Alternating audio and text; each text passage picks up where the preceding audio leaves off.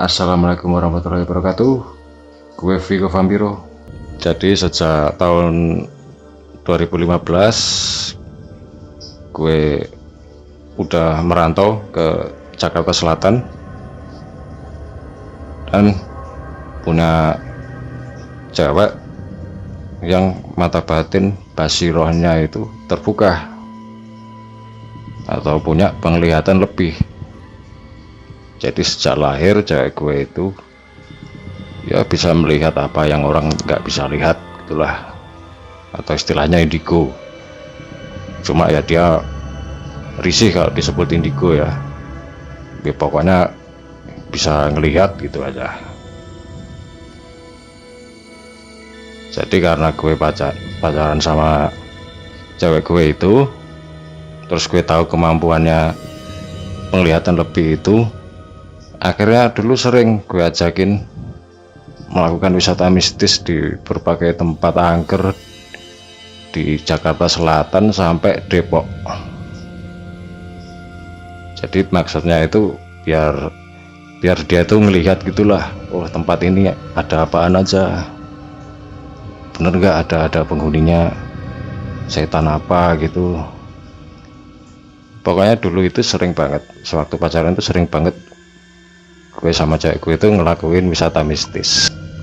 Terus hobi ngelakuin wisata mistis itu masih ke bawah juga pas gue sama cewek gue itu akhirnya menikah,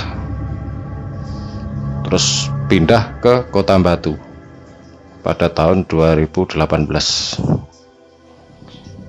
Jadi kita itu kalau akhir pekan gitu biasanya itu ya kadang main ke tempat wisata yang biasa, tapi kalau bosen kadang main ke tempat angker ya, ngelanjutin hobi wisata mistis itu tadi. Terus dulu tempat pertama yang kita ngelakuin wisata mistis di Kota Batu itu ya itu kita mencoba menginap semalam di sebuah hotel peninggalan Belanda yang udah terkenal banget keangkerannya. Peninggalan kolonial Belanda, bangunannya megah, arsitektur Eropa, tapi anehnya hotel itu sepi terus. Orang yang nginep situ itu cuma dikit, padahal itu hotel hitungannya termasuk hotel klasik mewah gitu, dan tarifnya pun udah diturunin semurah-murahnya, tapi tetap aja orang yang nginep hotel itu cuma sedikit. Jadi mungkin karena rumor keangkeran hotel itu udah menyebar kemana-mana. Bahkan kalau kita buka Google pasti muncul cerita-cerita angker yang macam-macam gitu, pengalamannya orang-orang yang pernah nginep situ. Katanya dihantuin sama noni Belanda, sama mendir Belanda. Ya nggak tahu bener apa enggak ya, tapi kalau ngelihat itu hotel tiap hari sepi terus ya mungkin ada benarnya juga itu rumor-rumor keangkeran. Makanya gue ngajakin istri gue buat wisata mistis ke hotel itu. Jadi kita memutuskan untuk menginap semalam di hotel itu. Pas sore-sore kita nyampe hotel itu, ngeliat parkirannya aja sepi, cuma ada satu mobil doang. Terus pas udah masuk, kita check in ke resepsionis kan, udah itu gue tanya tarif. Oh, ternyata kamar paling mewah itu tarifnya cuma 150.000 doang. Itu kamar paling mewah dengan fasilitas lengkap, kamar mandi dalam, bednya king size, pokoknya kamar paling mewah sendiri. Itu taruh cuma 150.000 doang. Ya ini kok murah banget ya gini, tapi anehnya kok sepi. Terus pas gue tanyain resepsionisnya itu, Ternyata hari itu yang tamu yang nginep itu cuma satu keluarga doang, cuma ada satu keluarga doang lagi nginep situ, booking kamar di lantai 2. Udah cuma itu doang tamu yang nginep di hari itu. Terus resepsionisnya itu gue suruh cerita apa, ini bener nggak hotelnya angker apa enggak ya. Tapi sayangnya dia nggak mau cerita ya, dia mesem-mesem doang, nggak mau cerita. Nah, ya udahlah, gue nggak maksa. Terus habis ditunjukin kamarnya ya, gue sama istri gue itu dapat kamar di lantai 3. Mewah banget kamarnya, mewah banget. Intinya kayak kamarnya orang kaya zaman Belanda dulu lah.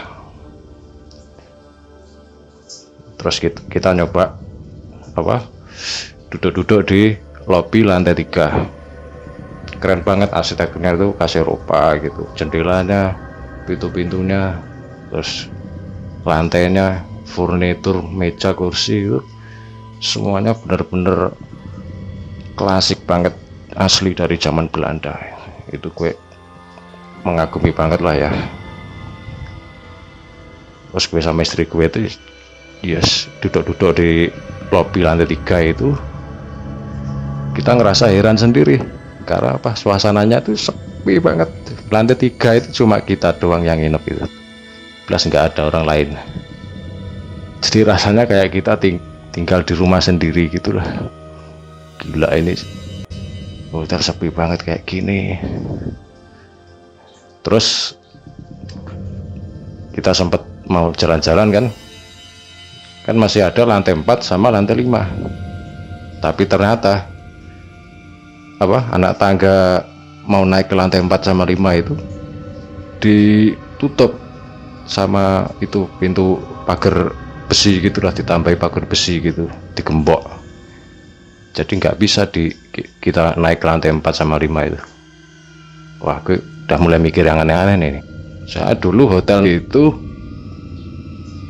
pernah terjadi pembantaian yang massal gitulah ya. Sewaktu pasukan Dai Nippon Jepang itu masuk ke kota Malang itu, ikut diserbu dan banyak orang-orang Belanda yang mati di situ. Makanya gue curiga ini, wah jangan-jangan ini rumor keangkerannya emang bener nih. Akhirnya ya udah, kita duduk-duduk lagi di lobi sambil nyetel lagu. Yang niatnya waktu itu gue mau mancing arwah-arwah di lantai atas itu buat turun ke lantai 3. Jadi HP gue itu gue pakai buat muter lagu-lagu Belanda zaman dulu. Kan gue punya koleksi lagu Belanda itu, gue punya di HP gue. Jadi gue coba itu lagu gue putar pakai HP, terus volumenya gue kencengin gitu. Intinya tuh buat mancing aja, siapa tahu arwah-arwah orang Belanda di lantai 4 atau 5 itu kepancing turun ke lantai 3. Jadi istri gue yang mata batinnya itu terbuka itu kan bisa melihat kalau ada arwah yang turun itu kan bisa lihat. Makanya gue pancing aja, gue setel lagu-lagu Belanda. Waktu itu gue nyetel lagu Belanda yang judulnya Terang Bulan. Lagunya kayak gini nih. Terang bulan dikali wayang timbul katanda mati, jangan percaya mulutnya lelaki, berani sumpah dia takut mati. Itu lagu Belanda judulnya Terang Bulan. Gue setel berkali-kali. Jadi pakai HP gue itu gue nyetel lagu Terang Bulan itu secara repeat. Jadi muter terus gitu. Terus volumenya gue kencengin. Nah sampai sekitar hampir sejam kemudian istri gue tahu-tahu bilang kalau tiba-tiba ada sosok arwah laki-laki Belanda lagi berdiri di dekat anak tangga mau turun ke lantai 2. Terus gue tanyain kondisinya kayak gimana. Nah, istri gue bilang kalau itu arwah orang Belanda, apa ya, tampilannya itu mengenaskan gitulah ya. Jadi dia baju itu udah berlumuran darah gitu, terus kepalanya juga ada luka gitu. Tapi gue nggak bisa lihat ya, yang bisa lihat tuh istri gue. Kalau gue nggak bisa lihat, jadi santai aja. Istri gue juga ya agak-agak gemeter juga sih ngelihat. Tapi untungnya itu arwah laki-laki Belanda langsung habis itu ngilang, nggak tahu kemana ngilang gitu. Istri gue bilang udah hilang, nggak ada. Ya udah wes gitu. Ya mungkin itu yang bikin tamu-tamu yang pernah nginep di hotel itu jadi nggak betah. Terus hotelnya jadi sepi itu ya gara-gara ada arwah orang-orang Belanda itu. Terus pas udah semakin malam, gue ngajak istri gue tidur di kamar. Nah, pas udah tidur, tahu-tahu gue kebangun itu gara-gara dengar suara berisik banget dari lantai 4. Berisik banget, ada suara langkah kaki, suara orang tepuk tangan, terus ada suara orang nyanyi-nyanyi pakai bahasa Belanda. Itu berisik banget, kayak suasana pesta gitulah ya, berisiknya minta ampun. Sampai gue kebangun, wah gila ini lantai 4 ini kosong ini, tapi kok berisik kayak gini. Berarti emang bener nih arwahnya orang-orang Belanda itu pada ngumpul di lantai 4 sama lantai 5 mungkin. Jadi karena dengerin suara berisik itu, gue sama istri gue lah akhirnya kebangun terus nggak bisa ngelanjutin tidur. Jadi kita gimana ya, was-was aja, mikir enggak aja, jangan-jangan ini ntar arwahnya banyak yang turun ke lantai 3 terus masuk ke kamar kita gitu, gimana gitu. Nggak, awalnya cuma 1-2 sih nggak masalah. Jadi kalau banyak gitu kan gimana, istri gue kan takut juga kan. Akhirnya ya udahlah, kita nggak tidur, kita nyalain TV, lampu nyala, begadang sampai pagi. Jadi gara-gara nginep, jadi meyakini ternyata memang rumor-rumor keangkeran di hotel itu memang benar adanya. Dan itu yang bikin hotel itu jadi sepi, karena ya mungkin arwah-arwahnya orang Belanda di lantai 4 sama 5 itu yang mungkin suka ganggu tamu-tamu yang nginep ya. Mungkin kalau pas tidur itu digangguin atau gimana gitu. Itu tadi wisata mistis gue sama istri gue yang kita lakuin pada pertengahan tahun 2018 silam. Berikutnya gue mau ceritain lagi pengalaman kita melakukan wisata mistis di sebuah gua bunker peninggalan tentara Jepang pada pertengahan tahun 2019. Jadi di kota Batu itu ada beberapa gua peninggalan Jepang yang dulu digunakan sebagai tempat persembunyian sewaktu Jepang kalah Perang Dunia II dan menyerah. Itu banyak tentara Jepang yang intinya memilih sembunyi di goa-goa gitu. Nah, goanya itu lokasinya biasanya berada di hutan atau pegunungan, termasuk yang gue datangin sama istri gue itu goanya berada di daerah Junrejo yang wilayahnya itu udah mulai pegunungan gitu ya, terus masuk hutan juga. Pokoknya rutenya itu susah ke sana. Nah, waktu itu gue ngelakuin wisata mistis itu ngajak 2 orang teman lagi. Jadi ada istri gue sama 2 orang teman lagi. Total kita ada 4 orang nyoba wisata mistis ke gua Jepang itu di daerah Junotso. Terus kita udah siap bawa senter juga.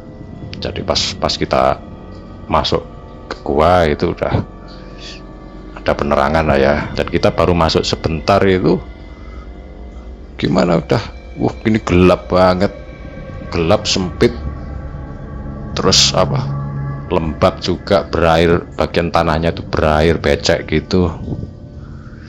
Terus banyak kelelawarnya juga, sampai bau kotoran kelelawar tuh bikin nggak tahan aja tuh.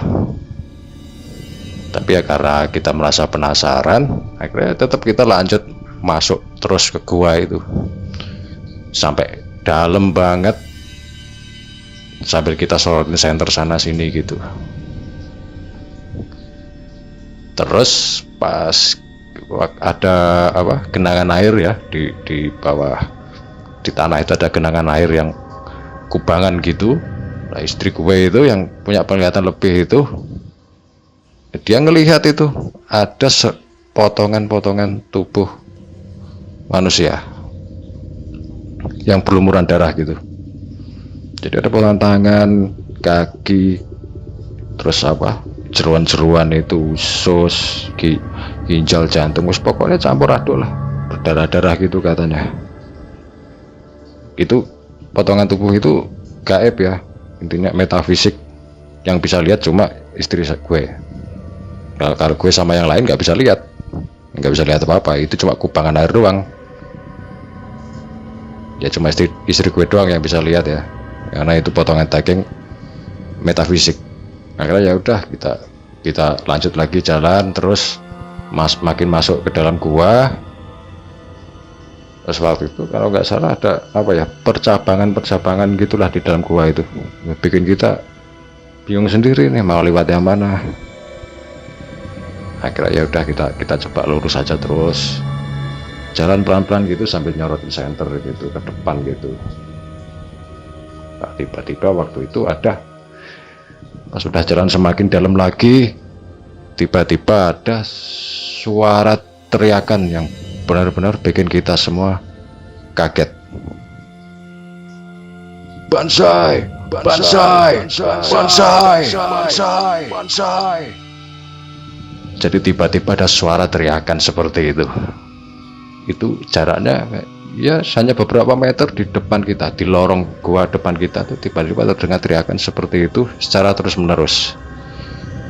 Dan itu semua bisa dengar itu, gue bisa dengar, terus 2 teman gue juga bisa dengar juga. Kita langsung kaget banget dengan teriakan itu. Ya cuma sekian detik aja sih teriakannya, habis itu hilang, gak kedengeran lagi. Tapi itu udah cukup bikin kita kaget, jantungan langsung kita keringatan dingin juga ini. Waduh, ini jangan-jangan ada arwah tentara Jepang nih. Terus gue suruh istri gue ngelihat di depan ada apaan, di lorong depan gua itu kelihatan gak itu ada arwah tentara Jepang. Tapi istri gue masih belum melihat apa-apa. Akhirnya ya udah kita nyoba jalan lagi, makin jauh lagi. Ya sambil kita menguatkan nyali juga ya, siapa tahu ntar ada apa gitu muncul di depan gitu. Terus pas sudah jalan makin jauh, tiba-tiba istri gue nyuruh berhenti. Katanya dia udah ngeliat di depan ternyata ada beberapa segerombol arwah tentara Jepang yang kondisinya juga mengenaskan juga. Jadi dia tubuhnya itu berlumuran darah, bajunya sobek-sobek, terus perutnya itu tertancap samurai gitulah ya, katanya itu perutnya tertancap samurai gitu. Terus gue tanyain arwahnya ngapain di depan, dia bilang cuma gerumbul doang gitu, cuma gerumbul doang, ada yang kelesotan, ada yang cuma merayap-rayap di tanah gitu. Tapi gak lama habis itu istri gue bilang kalau arwahnya itu makin lama jalan makin dekat, mendekati kita. Mas, arwahnya mas makin dekat ke sini tuh mas, gimana dong kita. Oh, istri gue mulai panik itu kan, dia yang bisa kelihatan cuma dia kan, dia mulai panik itu ngelihat arwah-arwah antara Jepang itu mulai berjalan pelan gitu mendekat ke arah kita. Terus habis itu ya karena kita udah, nyali kita tuh udah hampir habis kan, gue juga takut juga nih, jangan ntar kalau ada yang kesurupan gimana kan, takut juga kan. Akhirnya ya udahlah, kita langsung buru-buru kita lari kabur keluar dari gua itu. Sampai di luar kita ngos-ngosan, gua bios keringetan, udah bener-bener intinya meskipun gak bisa ngelihat wujudnya kayak gimana, tapi ya intinya gua itu memang angker. Oke, gitu aja cerita pengalaman wisata mistis di Kota Batu kali ini. Mohon maaf kalau ceritanya tersampaikan kurang baik. Terima kasih sudah menyimak ceritanya. Assalamualaikum warahmatullahi wabarakatuh. Terang bulan di kali, wayang timbul katanda mati. Jangan percaya mulutnya lelaki, berani sumpah dia takut mati.